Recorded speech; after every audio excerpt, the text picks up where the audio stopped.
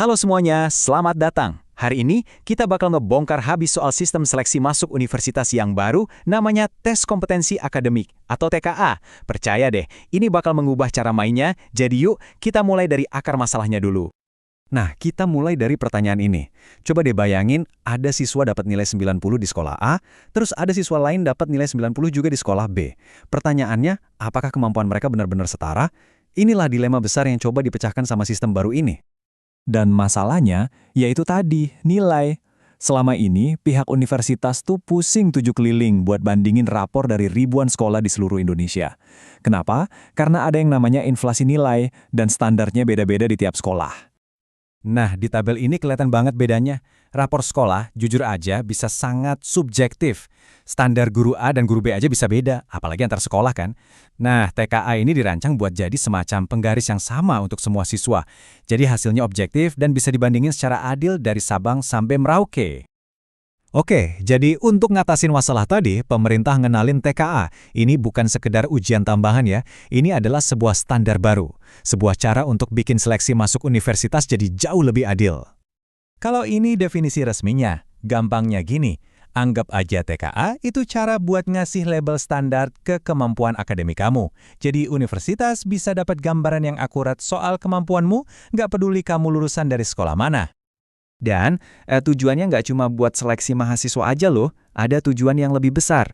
Pertama, jelas buat keadilan. Kedua, buat ngasih kesempatan yang sama buat teman-teman kita dari jalur non-formal kayak pakai C.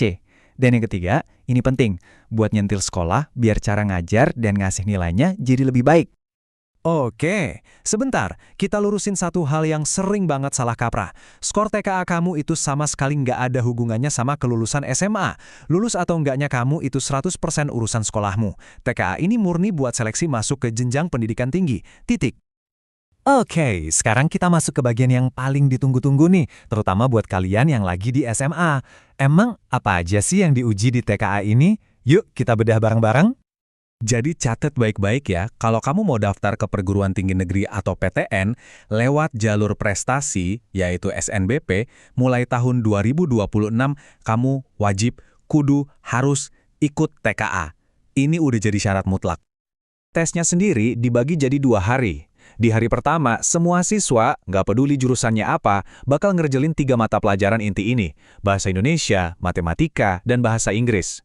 Ini dianggap sebagai fondasi dasar yang harus dikuasai semua orang. Nah, di hari kedua, disinilah bagian serunya. Kamu bisa milih mata pelajaran, dan total pilihannya ada 19. Yap, 19 mata pelajaran. Ini nunjukin kalau sistem baru ini ngasih fleksibilitas yang luar biasa buat kamu. Dari 19 pilihan itu, kamu tinggal pilih 2 aja yang paling pas sama minat dan jurusan kuliah impianmu. Pilihannya beragam banget, mulai dari yang saintek kayak fisika, kimia, biologi.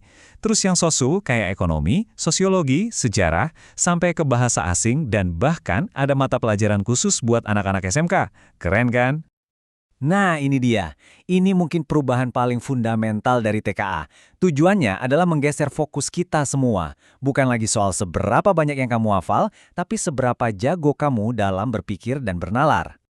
Jadi TK ini mengukur 3 level kognitif atau 3 level cara berpikir. Level 1 itu ya sebatas ingat-ingat fakta aja. Level 2 itu aplikasi, misalnya pakai rumus buat ngerjain soal. Nah, tapi fokus utamanya, jagoannya TKA itu ada di level 3, penalaran, atau yang kita kenal sebagai HOTS, Higher Order Thinking Skills. Ini soal menganalisis, mengevaluasi, dan mecahin masalah yang nggak ada di buku paket. Dan buat nguji penalaran ini, format soalnya juga beda. Lupakan pilihan ganda biasa yang jawabannya cuma 1. TKA ngenalin yang namanya pilihan ganda kompleks.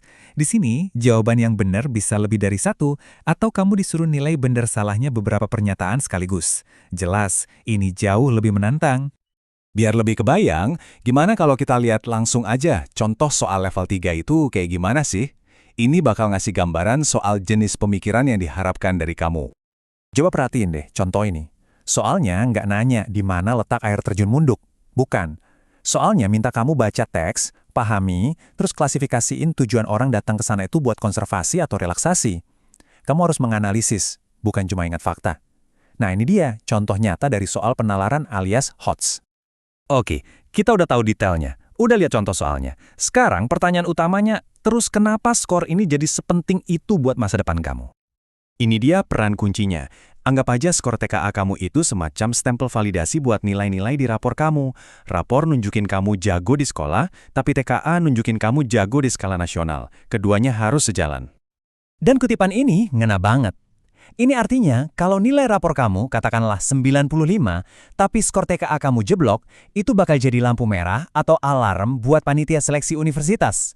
Mereka bakal bertanya-tanya, ini nilainya beneran atau enggak ya?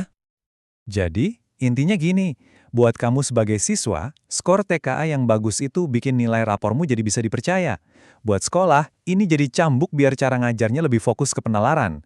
Dan buat universitas, ini adalah alat seleksi yang jauh lebih adil dan bisa diandalkan. TKA jelas sebuah langkah besar ke arah yang lebih baik. Tapi, pertanyaan besarnya sekarang adalah, apakah ekosistem pendidikan kita, sekolah, guru, dan terutama para siswanya, sudah benar-benar siap untuk beralih dari era hafalan ke era penalaran? Jawabannya akan kita lihat bersama-sama. Terima kasih sudah menyimak.